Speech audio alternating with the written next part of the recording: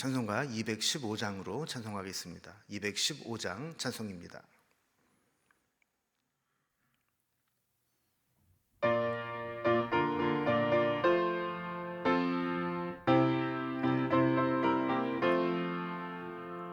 내 죄 속해 주신 주께 힘과 정성 다하니 나의 온갖 언행 심사 주를 위한 것일세. 내게 있는 모든 것을 주를 위해 바치리. 내게 있는 모든 것을 주를 위해 바치리. 나의 손과 발을 들여 주의 명령 행하고 오직 주만 바라보며 주만 찬양하겠네. 항상 주를 찬송하며 이 몸 바치오리다. 항상 주를 찬송하며 이 몸 바치오리다. 내가 주를 바라보니 나의 영혼 밝아져. 십자가를 지신 주만 항상 바라봅니다. 십자가를 바라보며 주만 따라가리라. 십자가를 바라보며 주만 따라가리라. 신기하고 놀라워라. 영광스런 왕의 왕.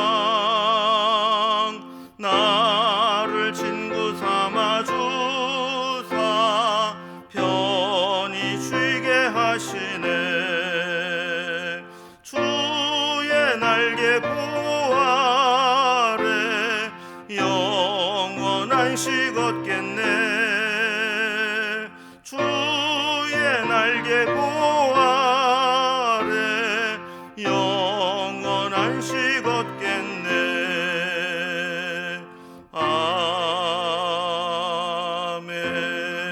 아멘. 오늘 함께 나눌 하나님 말씀은 여호수아서 23장 1절에서 16절까지 말씀입니다. 여호수아서 23장 1절에서 16절까지 말씀을 제가 봉독하겠습니다. 여호와께서 주위의 모든 원수들로부터 이스라엘을 쉬게 하신 지 오랜 후에 여호수아가 나이 많아 늙은지라. 여호수아가 온 이스라엘 곧 그들의 장로들과 수령들과 재판장들과 관리들을 불러다가 그들에게 이르되 나는 나이가 많아 늙었도다. 너희의 하나님 여호와께서 너희를 위하여 이 모든 나라에 행하신 일을 너희가 다 보았거니와 너희의 하나님 여호와 그는 너희를 위하여 싸우시는 이시니라. 보라, 내가 유다 안에서부터 해 지는 쪽 대해까지 남아있는 나라들과 이미 멸한 모든 나라를 내가 너희를 위하여 제비 뽑아 너희의 지파에게 기업이 되게 하였느니라. 너희 하나님 여호와 그가 너희 앞에서 그들을 쫓아내사 너희 목전에서 그들을 떠나게 하시리니 너희의 하나님 여호와께서 너희에게 말씀하신 대로 너희가 그 땅을 차지할 것이라. 그러므로 너희는 크게 힘써 모세의 율법책에 기록된 것을 다 지켜 행하라. 그것을 떠나 우로나 좌로나 치우치지 말라. 너희 중에 남아있는 이 민족들 중에 들어가지 말라. 그들의 신들의 이름을 부르지 말라. 그것들을 가리켜 맹세하지 말라. 또 그것을 섬겨서 그것들에게 절하지 말라. 오직 너희의 하나님 여호와께 가까이 하기를 오늘까지 행한 것 같이 하라. 이는 여호와께서 강대한 나라들을 너희 앞에서 쫓아내셨으므로 오늘까지 너희에게 맞선 자가 하나도 없었느니라. 너희 중 한 사람이 1000명을 쫓으리니 이는 너희의 하나님 여호와 그가 너희에게 말씀하신 것 같이 너희를 위하여 싸우심이라. 그러므로 스스로 조심하여 너희의 하나님 여호와를 사랑하라. 너희가 만일 돌아서서 너희 중에 남아있는 이 민족들을 가까이하여 더불어 혼인하며 서로 왕래하면 확실히 알라. 너희의 하나님 여호와께서 이 민족들을 너희 목전에서 다시는 쫓아내지 아니하시리니 그들이 너희에게 올무가 되며 덫이 되며 너희의 옆구리에 채찍이 되며 너희의 눈에 가시가 되어서 너희가 마침내 너희의 하나님 여호와께서 너희에게 주신 이 아름다운 땅에서 멸하리라. 보라, 나는 오늘 온 세상이 가는 길로 가려니와 너희의 하나님 여호와께서 너희에게 대하여 말씀하신 모든 선한 말씀이 하나도 틀리지 아니하고 다 너희에게 응하여 그 중에 하나도 어김이 없음을 너희 모든 사람은 마음과 뜻으로 아는 바라. 너희 하나님 여호와께서 너희에게 말씀하신 모든 선한 말씀이 너희에게 임한 것 같이 여호와께서 모든 불길한 말씀도 너희에게 임하게 하사 너희 하나님 여호와께서 너희에게 주신 이 아름다운 땅에서 너희를 멸절하기까지 하실 것이라. 만일 너희가 너희 하나님 여호와께서 너희에게 명령하신 언약을 범하고 가서 다른 신들을 섬겨 그들에게 절하면 여호와의 진노가 너희에게 미치리니 너희에게 주신 아름다운 땅에서 너희가 속히 멸망하리라 하니라. 아멘. 이제 여호수아서를 이제 서서히 마무리하게 되는 장면입니다.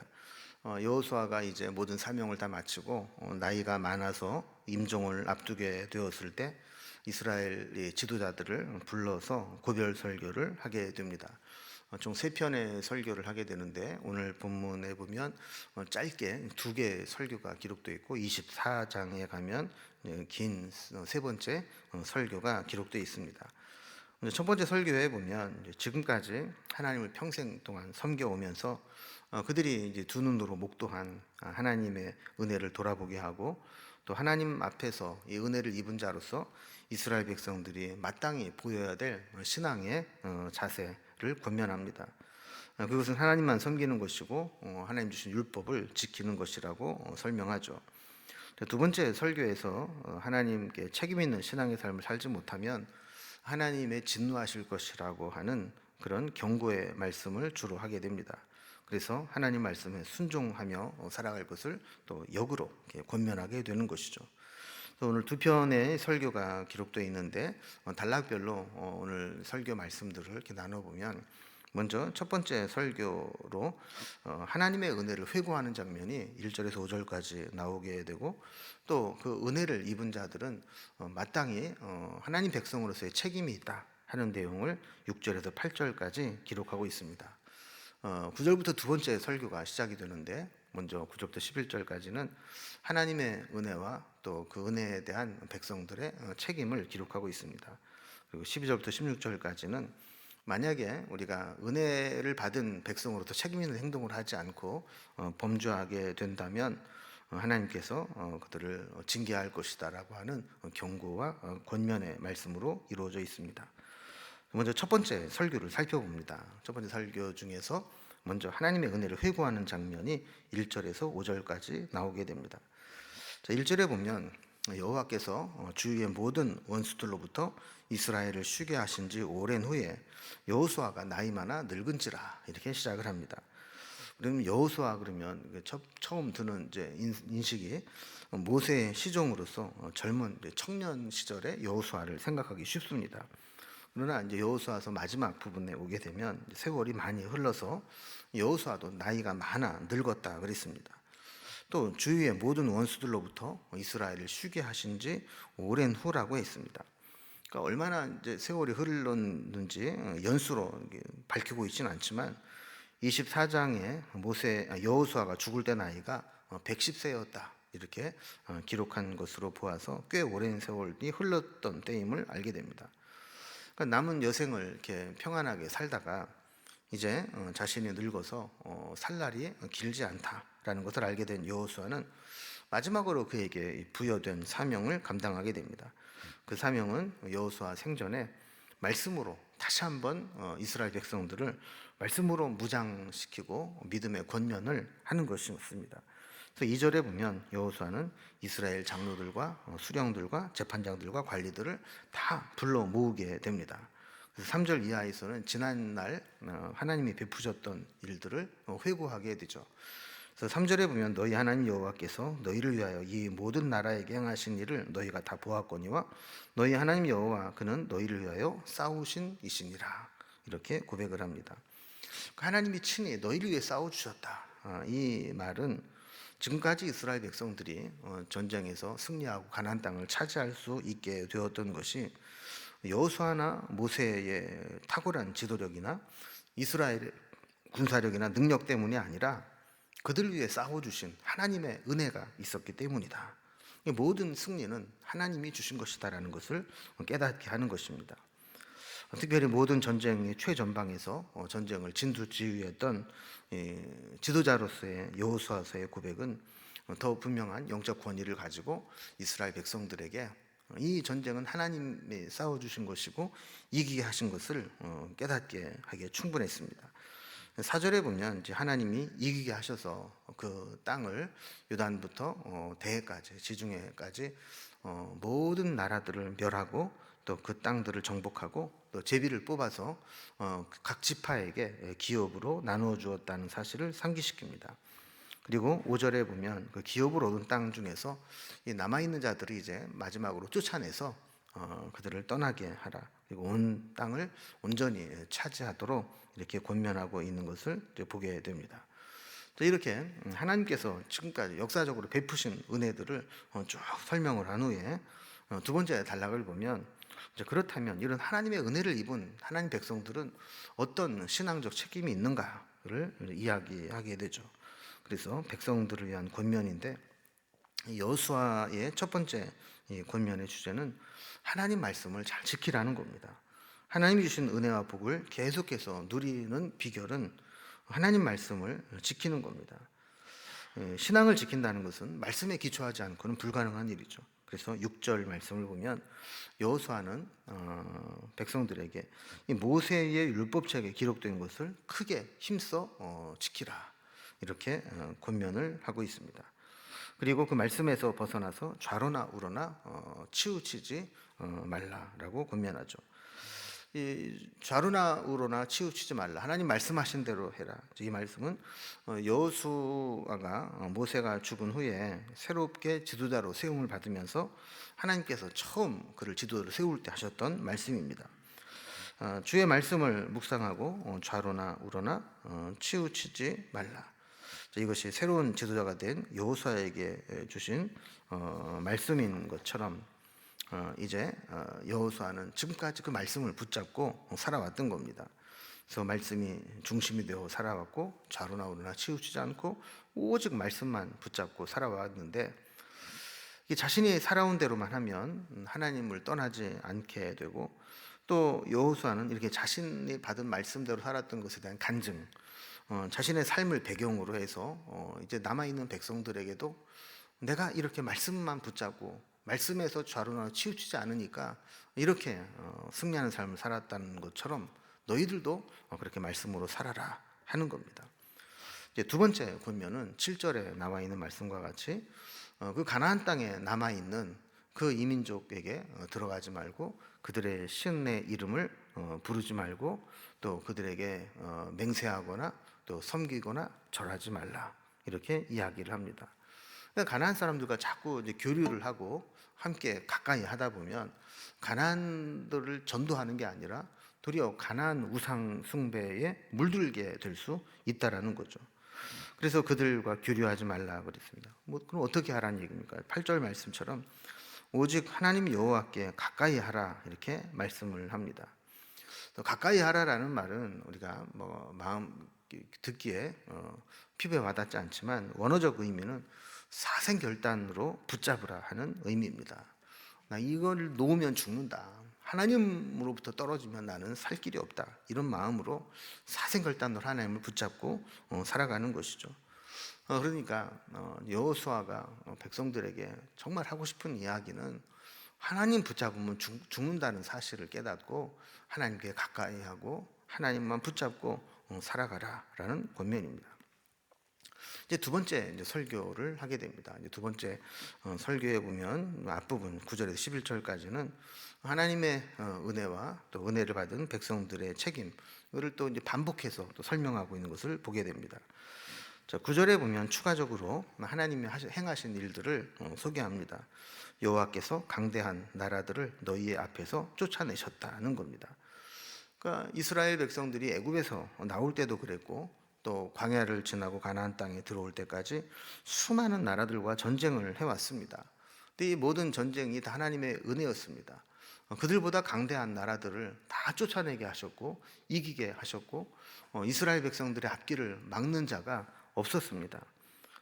이렇게 이스라엘 백성들은 거의 난민 수준으로 사실 숫자만 많지 노예들에 불과했지만 하나님께서 그 대적들을 다 몰아내 주셔서 그 땅을 차지하게 되었다는 것이죠.